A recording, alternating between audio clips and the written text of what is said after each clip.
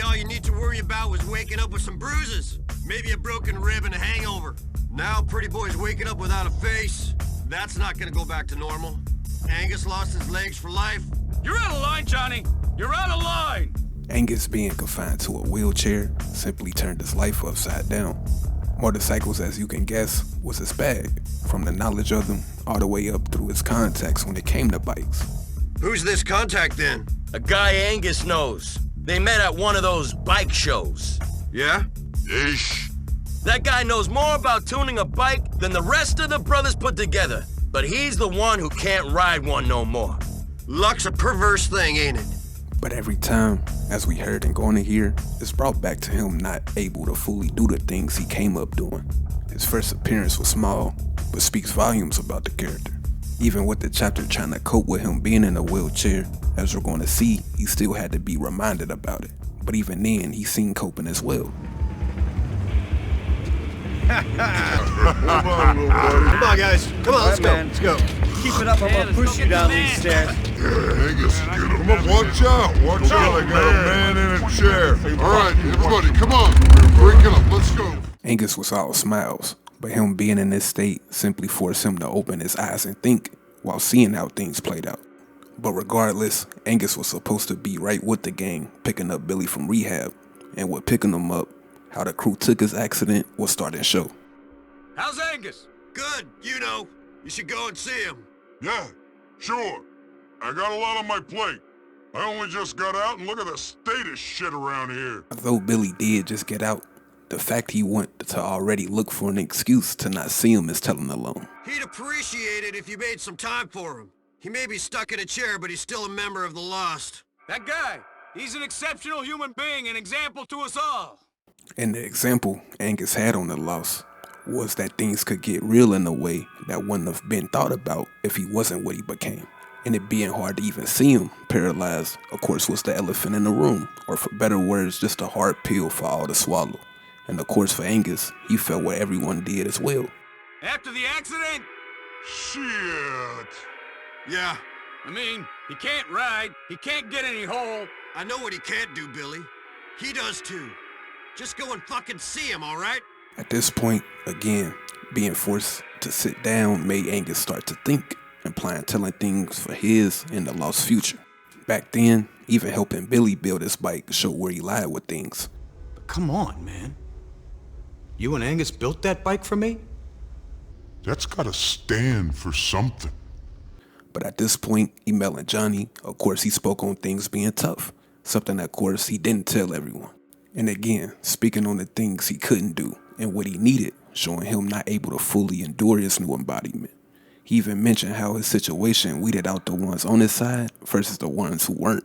And with that, he ends the email with telling Johnny to ride safe, him not doing that, showing his attempts to steer his brothers he could identify with. And even after this, Johnny calling them would continue to reveal. This call started off, as many know, being about Billy. Johnny, my brother. Hey, Angus. You seen much of Billy yet? I seen him, yeah, not much, though. Well, dude, what do you think? Is he on top of his shit, or is he gonna run this club into a hole? He's gonna run himself into some hole. I know that. But notice how he spoke on Billy running himself into a hole, showing the whole loyalty aspect for him to be non-existent for everyone, not willing to run himself into a hole. But this led into him speaking on how people saw him alongside himself, which was nothing more of him feeling less than. Shit, Billy doesn't really talk to me. I mean, he'd hardly make eye contact since I got hurt. That's because you're way down in your chair, Angus, and it's hard to see ya. Ha ha ha ha. That'd be a damn sight funny if I didn't think it was true, John. Billy doesn't see anything that he don't wanna. And lastly, he would even imply his accident, not blaming Billy, but blaming himself for following him into the accident. He'll see anything within smoking, fucking, and drinking proximity, but he won't see the 2-ton truck bearing down on him. I get you, man. Later on. That phone call, he of course was honest as he ever been with things. But when the next time he was seen, telling things would of course show. Little dorky gas station attendant boy goes, "Hey man, are you alright?" And I go, "Yeah dude, how's my bike?"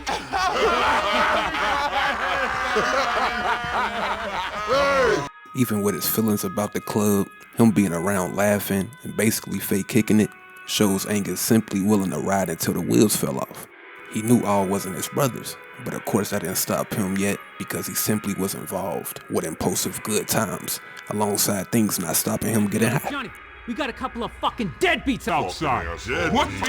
Come on! Yeah, come on. Yeah, let's go. Gotta do.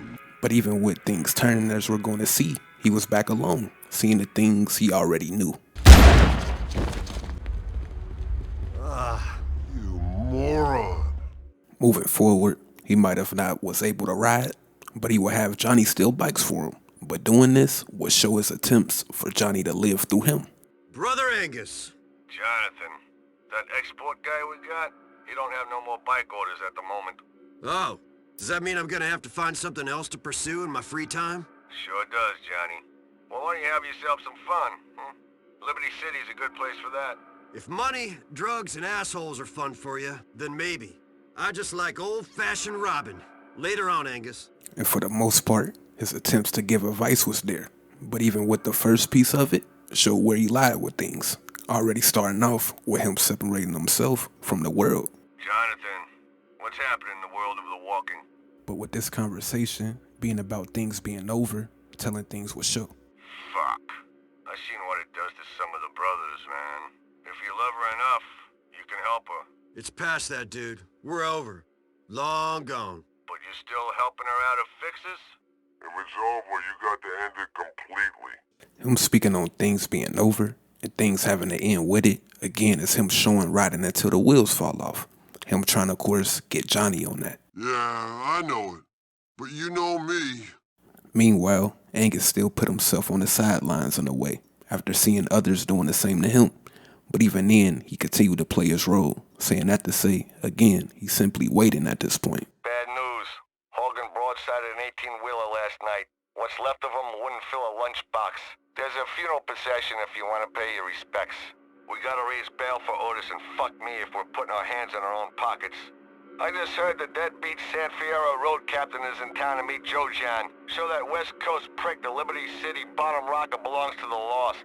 All right, you able-bodied SOBs. Show what you can do with those fancy legs of yours and pull a mono in formation. Hey, man, what kind of shit is... And now Billy, even not looking at him too long, is even telling to what he already knew.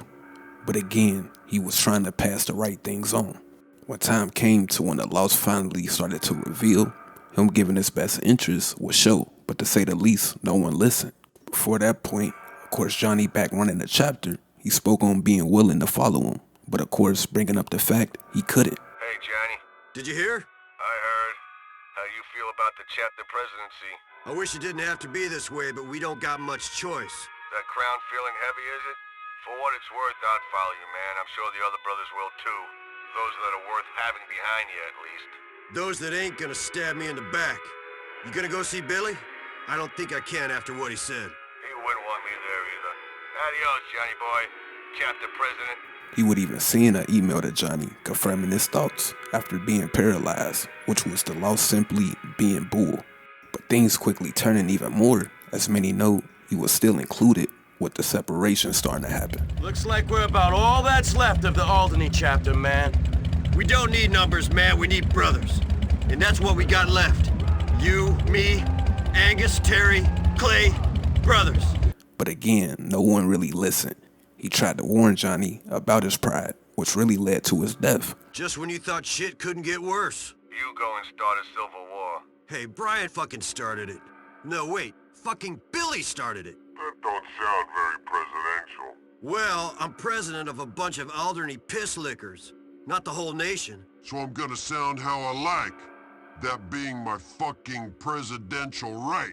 Alright, man, I'm just saying do what's best for the brothers, not what's best for your pride. I will, dude.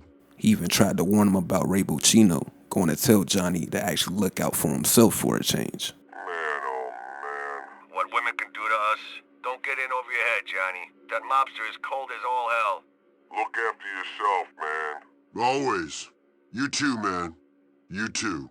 But things, of course, getting worse. Not listening. The moment Angus knew what's going to happen was here at this point. Fuck this. Angus is crippled and Billy gone insane. Now Jim's dead. I guess that's what they call payback. It was even an attempt for him to be sacrificed by Billy after he wanted to turn on him and Johnny for his own release. Yes, well, you've got a bit of a problem there, sport. He's been talking inside. Thinks he can help pin a major drug dealing ring on you and your buddy in the chair. Of course, going to do that to Angus because of him being a blemish for the chapter, let alone it being his fault. To say the least, Angus simply tried. His advice came from realization, but with, again, his ways of riding until the wheels falling off, telling things for show. Johnny? Angus, Billy's gone, man. Our chapter's dead. We gotta give it a funeral. Okay, brother. Let's go to church one last time, then. Johnny. Hey. Hey.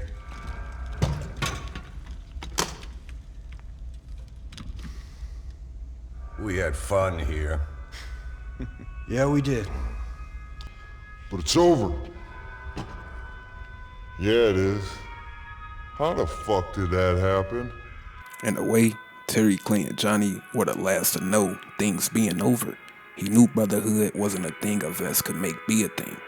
He would then give the harsh reality of the situation, even pointing out Johnny not listening, and of course the rest is history. You know how it happens. It's that fucked up part of people, which means good is never good enough. And it wasn't enough we had to be drug dealers.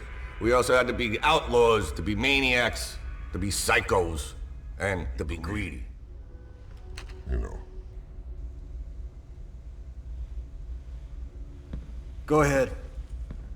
Let's put this place out of its misery. Yeah, do what you gotta do. Come on, man, let's get out of here. After the clubhouse being destroyed, Angus shows being out. Angus, man.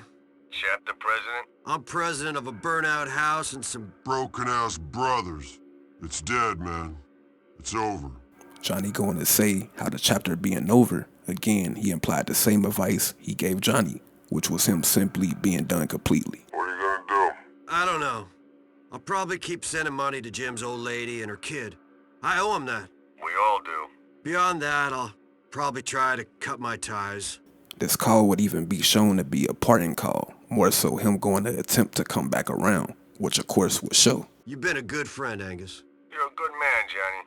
Things should have worked out better for you. Well, things should be better for a whole heap of people. It don't work out that way, do it? Adios, amigo. Years down the line, as many know, he didn't group back up with everybody else. He could have, but the writing on the wall as far as his disappearance was there all along. Becoming paralyzed, he killed his own dream of riding into the sunset. And mixing that with getting into the Stab City chapter in Blaine County, already seeing the examples of what the law stood on, of course he wasn't willing to participate any longer, probably just staying in Alderney. His condition simply made him too smart, and it made him realize when to let go, which was why Angus simply kept rolling. His advice not being listened to, I can only imagine he used his own.